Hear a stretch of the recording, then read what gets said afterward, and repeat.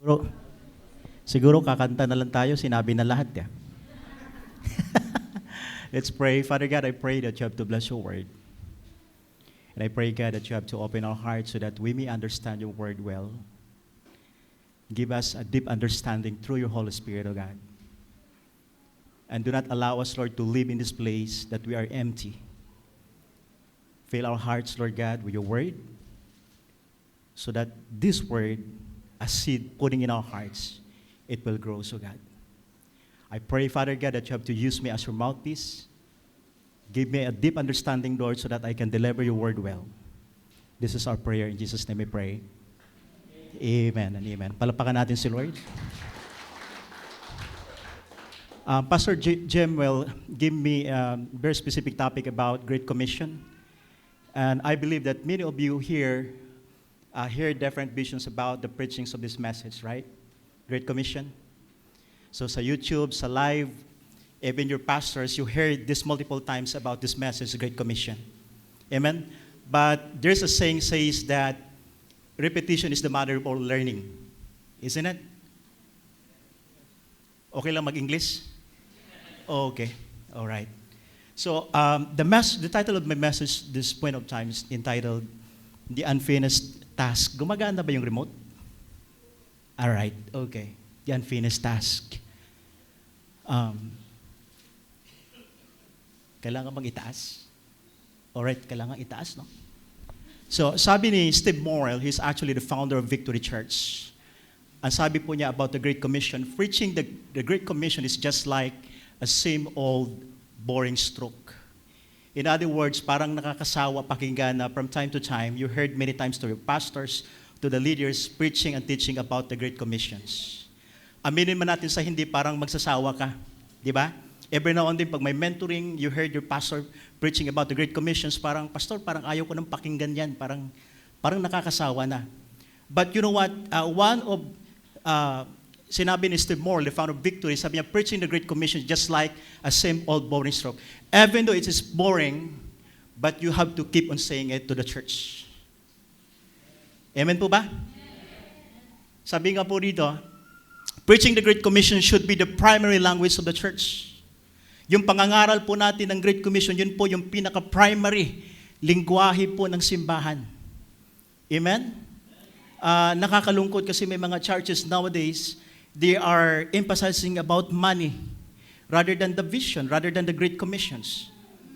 Amen po ba? Ang pagtuturo ng pera, hindi po masama, but too much emphasizing about the money rather than the Great Commissions, I think parang pa-misleading na yun. Amen po ba? That is why here in our church, we need to preach the Great Commissions. That is actually our primary language.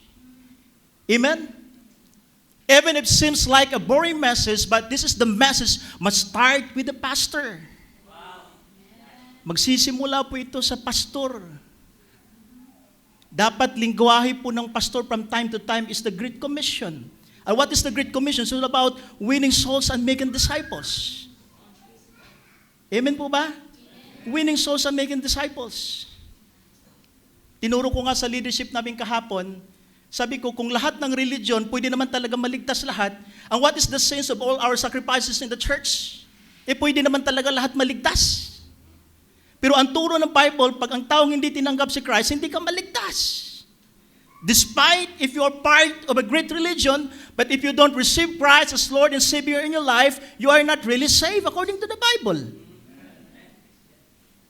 John chapter 1, verse 12 to 13. Tama po ba? So the vision will start with the pastor, the leaders of the church, and even the entire congregation. Ang ganda siguro tingnan ng church pag ganun, ano? Di ba? Oy, winning souls and make disciples. Oy, winning souls and make disciples. Pag nakita sa mall, winning souls and make disciples. Pag nakita sa grocery, winning souls and make disciples. Pag nag-chat, winning souls and make disciples. Hindi yung saan tayo kakain mamaya. Lumalaki, pero hindi lumalago. Kaya yung mga members sa loob ng church, matataba. Pero hindi lumago.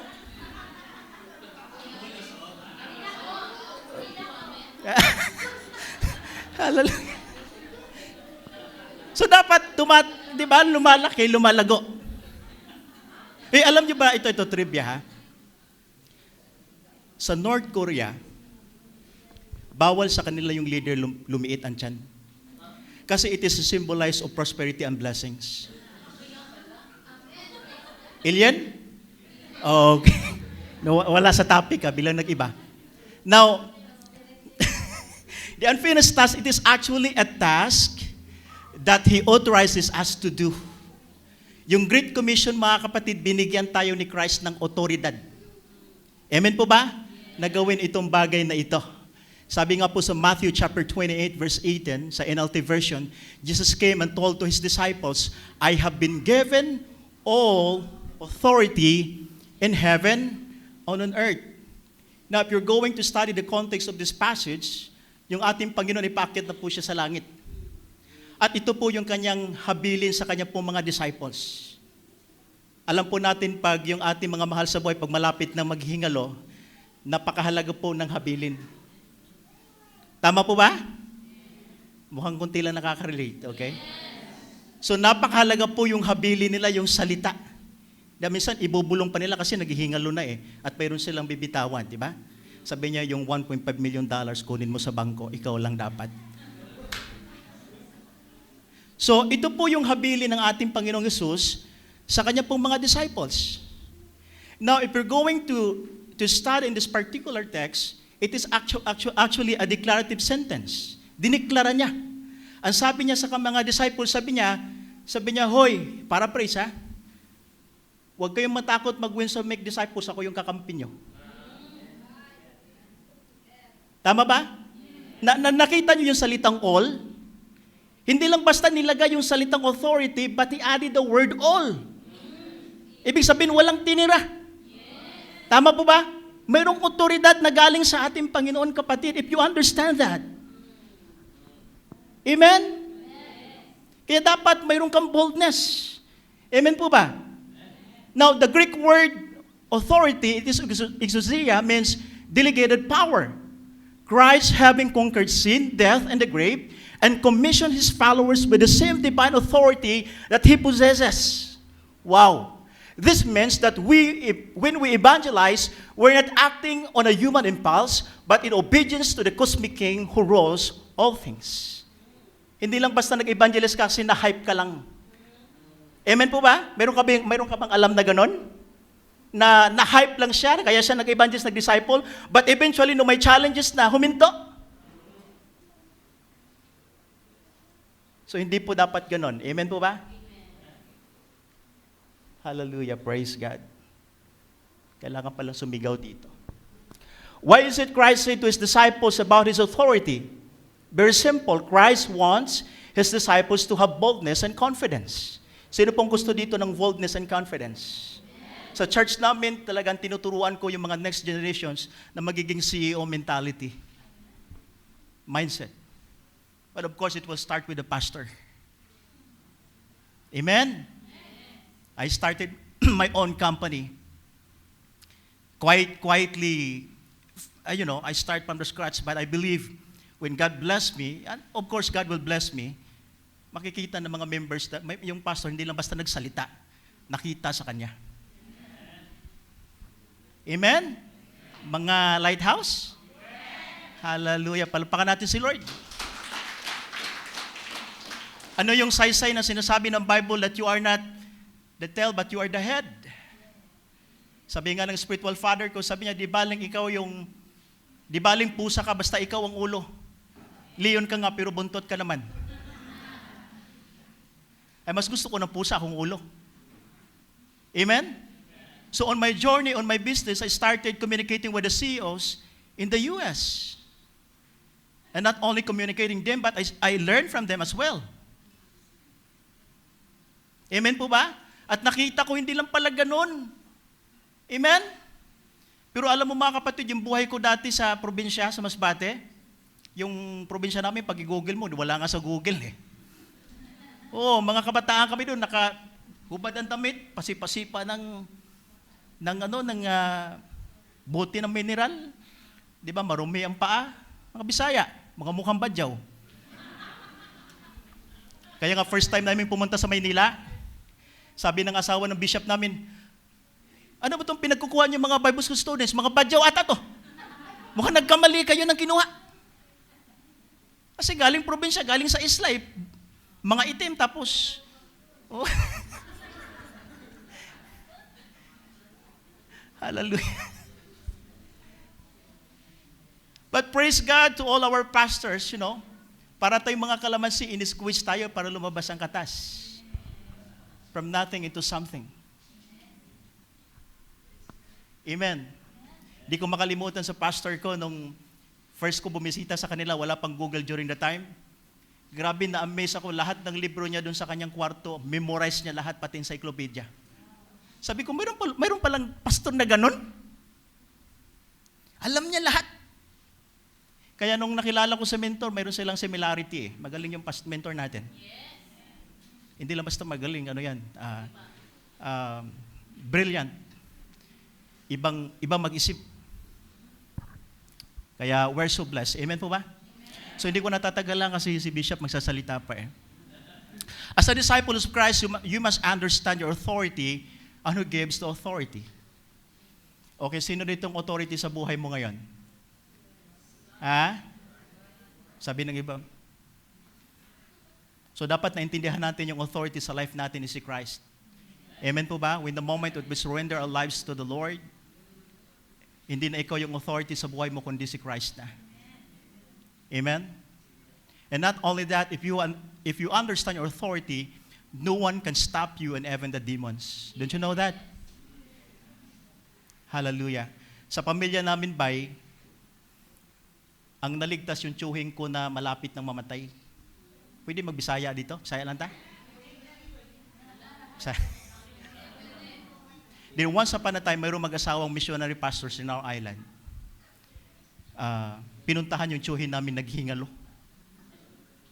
Tapos nung pinag-pray ng pastor na yun na missionary, mantaki mong gumaling yung tsuhin namin na born again. Sa angkan namin sa side ng tatay ko, siya yung unang na born again. At nung nakita ng mga kapatid niya yung himala na gumaling siya, sumunod din sila. Then eventually, sumunod na rin kami. Alam mo, halos lahat kami sa side ng tatay ko, mga pastor bay.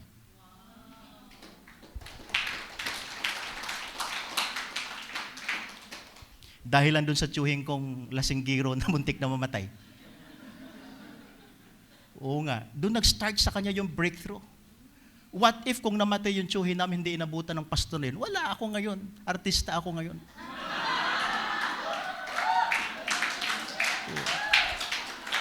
Alien? O nagsimula sa kanya, halos lahat kami pastor. Pero out of mga pastors, ako lang yung pugi.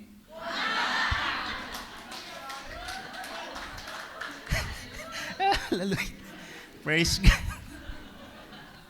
In Mark chapter 16, verse 15 to 18, it said to them, "Go into all the world and preach the gospel to all the creations. Whoever believes and is baptized will be saved, but whoever does not believe will be condemned. And these signs," nakita niyo po yung salitang signs? Plural yan, di ba? Sabi rito, "will accompany those who believe." Sino rito mga believers? So yung mga signs, ito daw yung makikita sa atin, magmamanifest sa atin. Ano sabi rito? "In my name," that is actually the authority under Christ, di ba? Sabi niya, "In my name, they will drive out demons, and they will speak in the new tongues.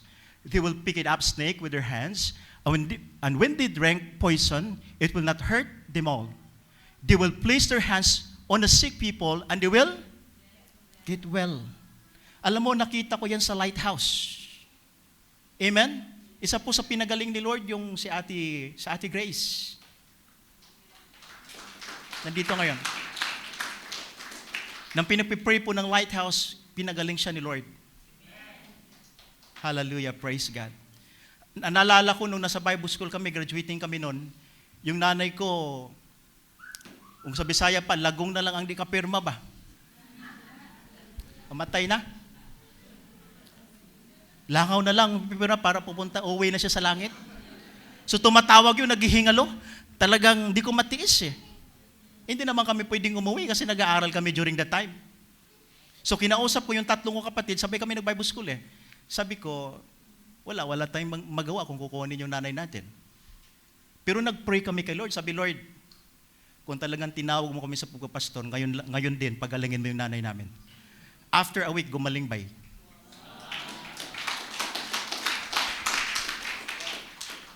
After a week. So doon ko napatunayan, talagang mayroong special si Lord sa aming magkakapatid, lalo na kaming ni Pastor Marvin. Noong nag-aral kami ng Bible School, 30 plus kami nag-start sa first year. Nag-graduate kami siyam lang.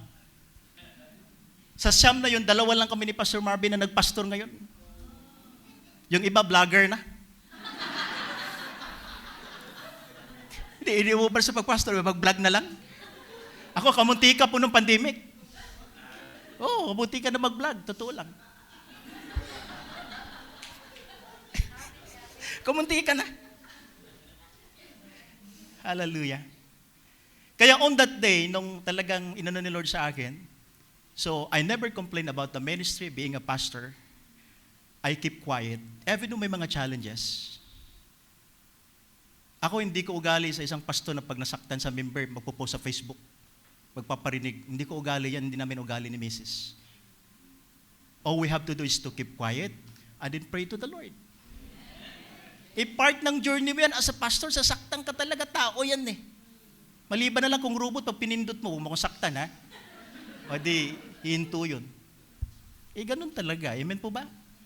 Pag walang challenges sa church, di ka mag-grow as a pastor. Amen? Kaya walang pastor na iyakin. Parang humina yung ating Amen. Kaya yung Lighthouse, magpapatayo kami this April ng church eh. Kaya, ipanalangin mo kami tamong apong Ginoo. Tama ba yung Kapampangan ko? O kasi inisip mo kung anong gagawin ko, magtinda ako ng kari-kari, lahat ng kaparaanan para makapagtayo ng church eh. Isanla ko yung aking sarili. Wala namang di ba? Sabi ko, buti pang kapatid ko, may Koreano, may Hapon. Ikaw ba mayroong ganon? Wala. May mga singkit ang dumalo sa church, picture-picture lang, wala namang padulas eh. Gumastos pa kami ng kape. Siyempre, di ba, pag may Koreano, di ba, pakainin natin, di ba? Tapos magpipray lang, abuji. Pagkatapos wala na. Bye-bye, Pastor!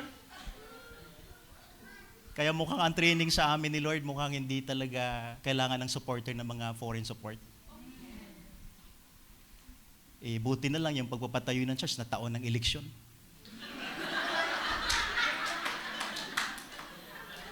Diba? Ang galing ni Lord.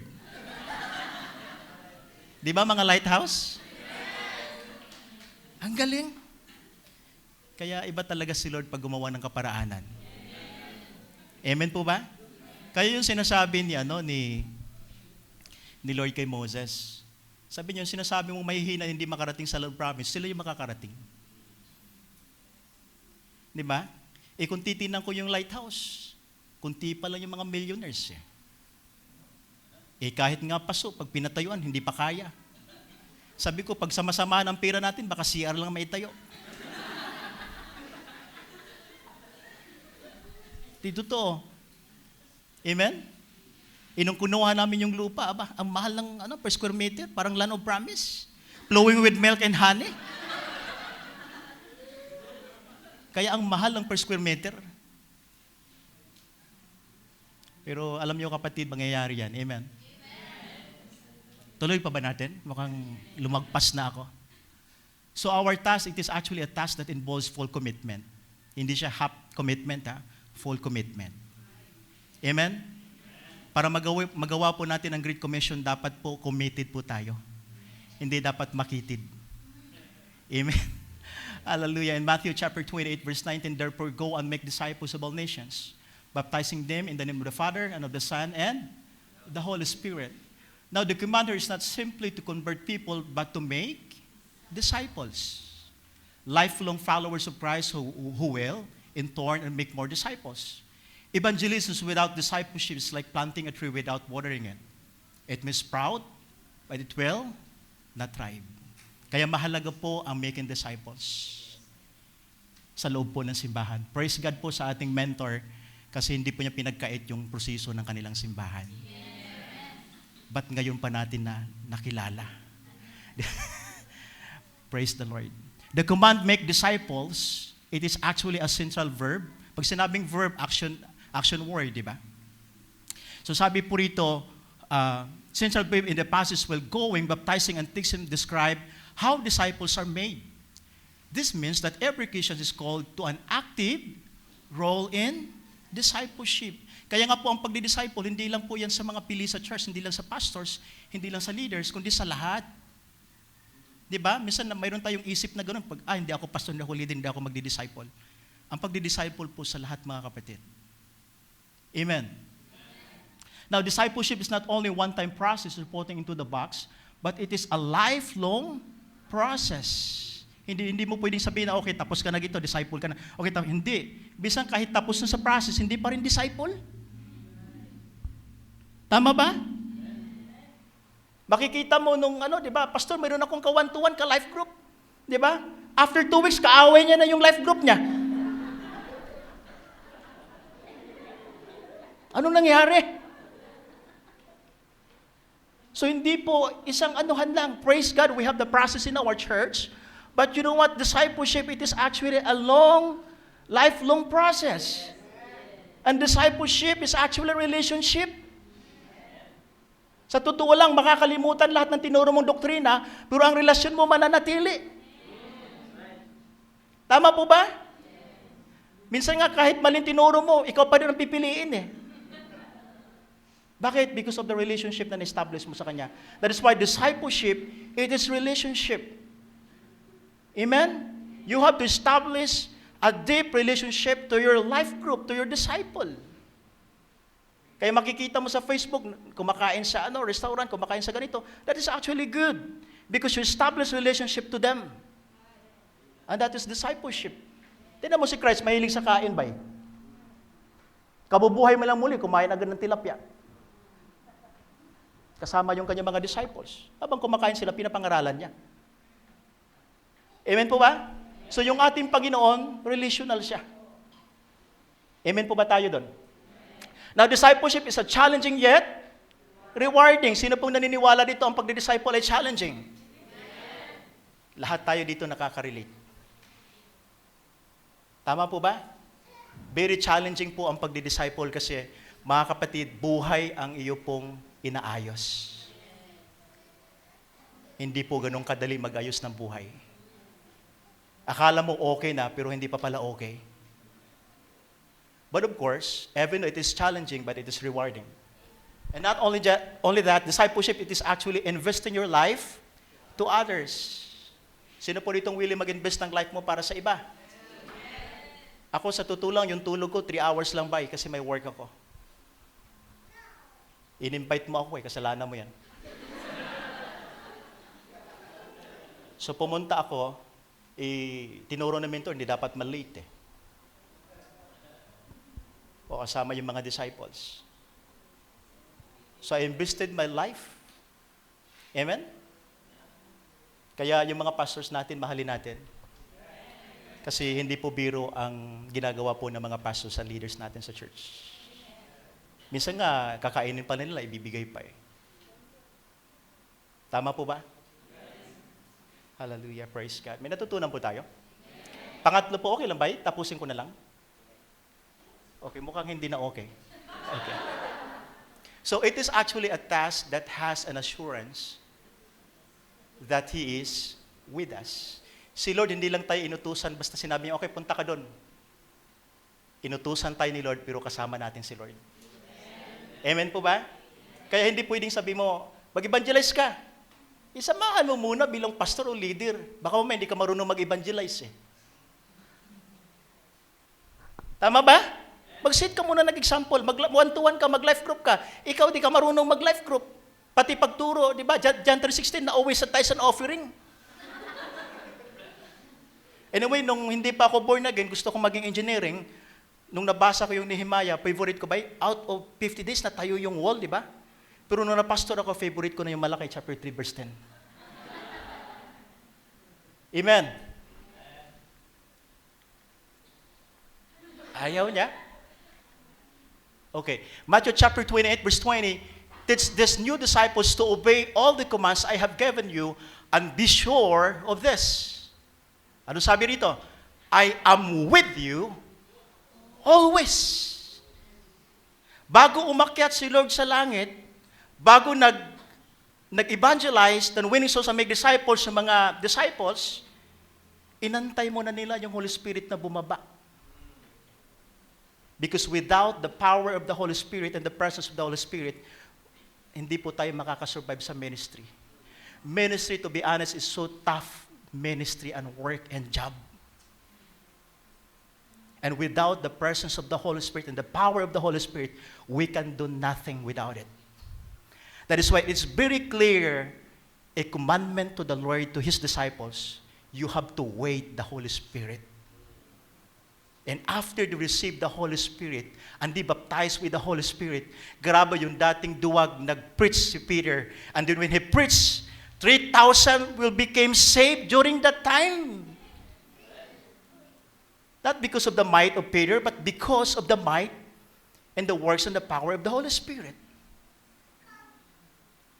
Now, you have to understand na hindi ka nag-iisa sa mission. Kasama mo si Lord. Naintindihan po ba natin? Jesus ends His commission with a promise.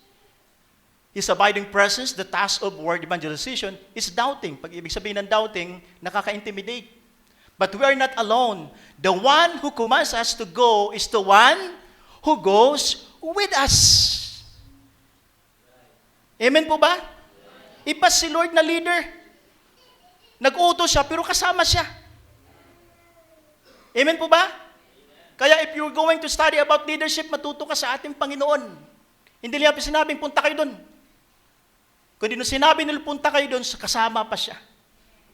At pinangako yan ng Panginoon sa atin mga kapatid. Amen. The phrase, I am with you, echoes God's covenantal promise throughout the Scripture. In Exodus chapter 3, verse 12, God assured Moses, I will be with you when sending him to Pharaoh. In Joshua chapter 1, verse 9, God told Joshua, I will be with you wherever you go. Now, Jesus Emmanuel, God is with us, promises His presence to every believer, fulfilling this mission that God is with us. Ano pa bang hindi mo kayang gawin para sa Panginoon? Naintindihan po ba natin mga kapatid? Now, do you know the story about the footprints in the sand? Now, ang sabi po rito, one night a man had a dream, he was walking along with the beach with the Lord. Across the sky flashed scene from his life. For each scene he noticed, two sets of the footprints in the sand, one belonging to him and the other to the Lord. Kaya dalawang footprints yan sa kanya at sa ating Panginoon. At sabi niya rito, he noticed that many times along the path of his life, there was only one set of the footprints. He also noticed that it happened at the very lowest, saddest time in his life. Nung naglalakbay na siya kasama ng Panginoon, napapansin niya, isa na lang. At nung isa na lang, yun po yung pinaka-lowest part ng kanyang life. Yun ang napapansin ng tao. And then sabi niya, this has really bothered him, and he questioned the Lord about it. Sabi niya, Lord, you said that once I decided to follow you, you walk with me all the way. Lord, sinabi mo, pag sinabing susunod ako sa iyo, sasamahan mo ako. He questioned to the Lord. But I have noticed that during the most troublesome times in my life, there's only one set footprints. I don't understand why when I needed you most, when you leave. Anong sabi ng ating Panginoon sa kanya?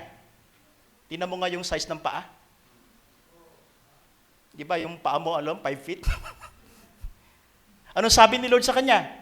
Then the Lord replied, my son, my precious son, sabi niya, I love you and I would never leave you during your times of trial and sufferings. When you see only one set footprints, it was then that I carried you. Wow. Di ba, ganun minsan sa buhay natin. Akala natin, di ba, Lord, mag-isa na lang ako. Yung pala, binubuhat ka na ni Lord. Paa pala ni Lord, yung di pala paa mo. Di kayo mag-size ng paa eh.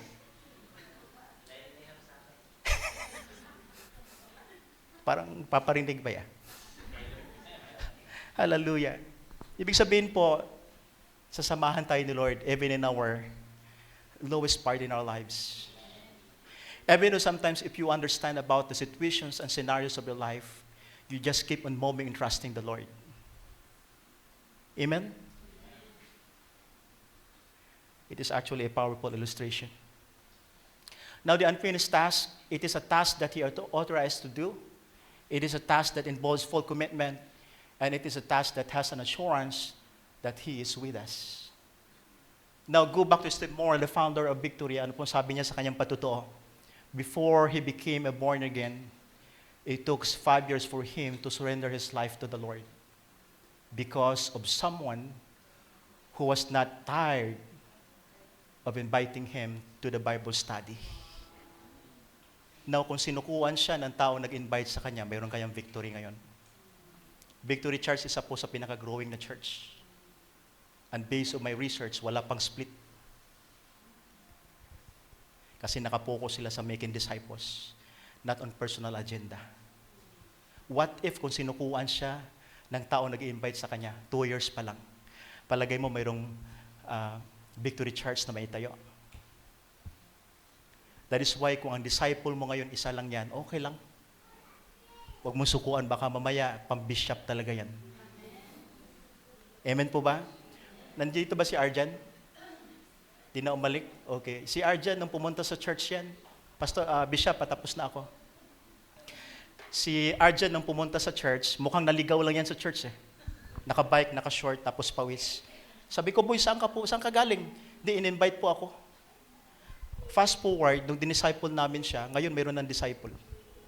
Nagki-keyboard na sa church.